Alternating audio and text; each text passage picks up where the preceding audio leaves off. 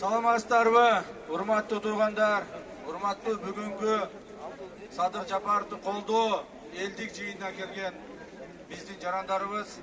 Биринчиден мен ушул жерге келип топтолгонуңуздарга ар бириңиздерге чоң рахматымды билдиремин. Ар бириңиздерге ыраазычылыгымды билдиремин. Мына ар бириңиздердин көздөрүңүздөрдү карап туруп, ушул үмүт менен келгениңиздерди, өзүңүздөрдүн боорукерлик менен келгениңиздерди, өзүңүздөрдүн кайсыл бир деңгээлде Садыр Жапаровго жардам берип калсам экен, ошого кайсыл бир деңгээлде бир аз болсо дагы менин барганым ошого жардам болсо экен деген үмүт менен келгениңиздерди мен көрүп турамын. Жана ар бириңизге ыраазычылык билдиремин. Рахмат бардыгыңыздарга, рахмат. Урматтуу туугандар, урматтуу эл журт, ошол эле мезгилде бул жерде уюштуруу тобуна да бир ыраазычылык билдирип коелу. Бул жерде мына биздин мурдагы министрибиз, мурдагы депутатыбыз Кадыбек эке баш болуп, ушул кишинин астында чогулушуп, бардыгы ушул иштерди аткаргандыктарга буларга дагы рахмат. Себеби канчалык адамдарды болсо дагы чогултуш керек, сүйлөшүш керек, аларды уюштуруш керек. Мына мен кече эле келе калдым, эч кандай бир уюштуруу иштерине да катыша албадым, бирок мына уюштургандарды көрүп буларга да ыраазычылык билдирип коеюн. Силердин атыңардан, эли журтубуздун атынан бул жигиттерибизге да чоң рахмат. Бардыгыңыздарга рахмат. Урматтуу туугандар, урматтуу эл журт, биз бул жерде чогулгандар мына менден алдын Жылдыз эжебиз жакшы сөздөрдү айтып кетти. Мен айтаар элем, бүгүнкү жыйын бул саясий талап эмес. Эгерде саясий талап болсо биз мына площадька чыкмакпыз, аянтка чыкмакпыз. Саясий талап болсо биз Ак үйдүн алдына бармакпыз. Бүгүнкү жыйын, урматтуу туугандар, элдик жыйын Садыр Жапаровду камактан бошотуу боюнча, Садыр Жапаровдун боштондугун, азаттыгын бүгүнкү күндө ушул жерде чогулуп туруп, эл менен чогулуп суроо боюнча жыйын. Ошондуктан урматтуу туугандар, мен айтып кетер элем, мына ар бирибиз Садыр Жапаров деп келдикпи, келгиле Садыр Жапаровдун боштондугун сурайлы. Садыр жөнүндө канча сөз айтсак дагы, канча маселени көтөрсөк дагы бардыгын өзүңүздөр билесиздер.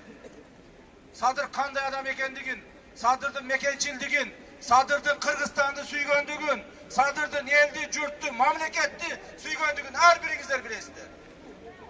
Ошондуктан бул жерге келип отурабыз. Эгер Садыр саткын болгондо, эгер Садыр коррупционер болгондо, эгер Садыр бир кайсыл бир чоң кылмыштарга шектүү болуп же кылмыш кылганда бул жерге топтолбойт экен. Садыр ак жерден отурат. Садыр ошол түрмөдө азап тартып отурат. Эмне үчүн азап тартып отурат? Өзү үчүн эмес. Үй бүлөсү үчүн эмес. Өзүнүн кызыкчылыгы үчүн эмес. Эли журтум, мамлекетимде жашаган элим, ушул мамлекетте жашаган элиме кайсыл бир деңгээлде жардам берейин деген өзүнүн ички сезими менен алып бурушуп түрмөдө отурат туугандар. Ошондуктан Садыр Жапаровду чыгаруу, Садыр Жапаровду боштондукта кармоо, Садыр Жапаровду элге журтка, мамлекетке пайдасын тийгизүү бул принципиалдуу маселе. Бул жөн эле бир адамды түрмөдөн чыгарып коюш эмес. Бул өтө принципиалдуу маселе. Кыргызстандын бардык булук бурчунда, үйлөрүндө отуруп, көчөдө жүрүшүп, башка жерлерде, бардык жерде мына менден бир гана суроону сурап калышты. Садыр качан чыгат деген. Урматтуу туугандар, Садырдын боштондукка чыкпашынын себеби эмне болуп атат? Мына көрдүңүздөр, өткөндөгү бийликтин тушунда канчалаган адамдар түрмөгө олтурушту. Ошол адамдардын бардыгы саясатчылар чыгышты. Садыр Жапаровду амнистия Садырга тиешеси жок болсо, бир дагы амнистияны колдонбоду Садырга. Жаңы мына кылмыш кодекси кабыл алышты, анын Садырга тиешеси жок болсо, эмнеге андай болот? Керек болсо 20 жыл, 22 жыл, 25 жыл чыккынчылык, мамлекетке чыккынчылык деп камалган адамдар бүгүнкү күндө бардыгы эркиндикке чыгышты. Ал эми эмне үчүн Садыр чыкпайт? Мына ушул суроо ар бир кыргыздын, ар бир кыргызстандыкты түшөлтүп отурат. Урматтуу туугандар, ушул маселелер бүткөндөн кийин биз көпчүлүгүбүз суранып Садырга айтып, Prezidentimizin aytkan sözünü masala ko'tarib prezidentimiz aytdi de. Егерде ырайым сұрап хат жазылған болса, мен ырайым беруге даярмын деп. Ошол маселени көтөрүп туруп биз Садырдан суранып, ырайым жаздырганбыз. Мына ырайым жазылганына дагы 2 ай убакыт өттү. Бүгүнкү күндө Садырдын ырайым сурап каты ошол президенттин алдында турат.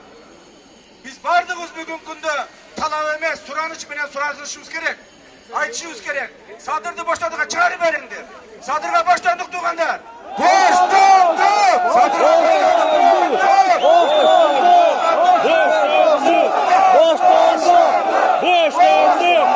Boşlandık! Endi бул жерде мына мен артыман айтып атышат, азыраак сүйлөгүлө мына адамдар көп деп.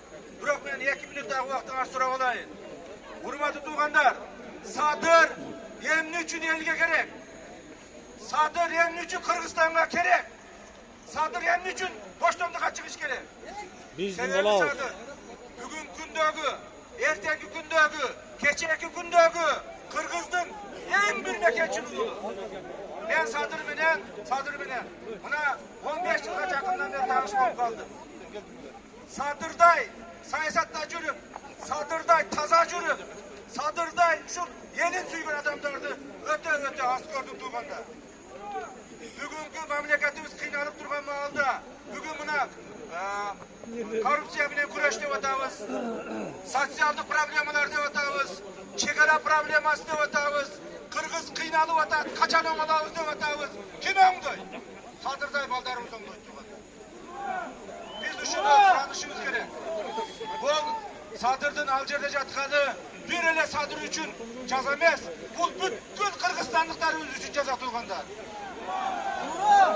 Ошондуктан мен дагы бир жолу ушул жерде туруп, силердин алдыңарда туруп, эли журтумдан алдында айтып кетейин, урматтуу президент, урматтуу Сооронбай Шарипович, Садыр Нуркожоевичти чыгарып бериңиз. Садыр Нуркожоевичтин эркиндикке чыгышы бүгүнкү күндө бир гана сизден багык болуп турат. Бир гана сиз бүгүнкү күндө Садырдын жазган ырайымына кол коюп, Садырды чыгарып берсеңиз, элибиз чоң ыраазы болот, рахматын айтат. Биз сиздин жооңузду күтөбүз. Рахмат.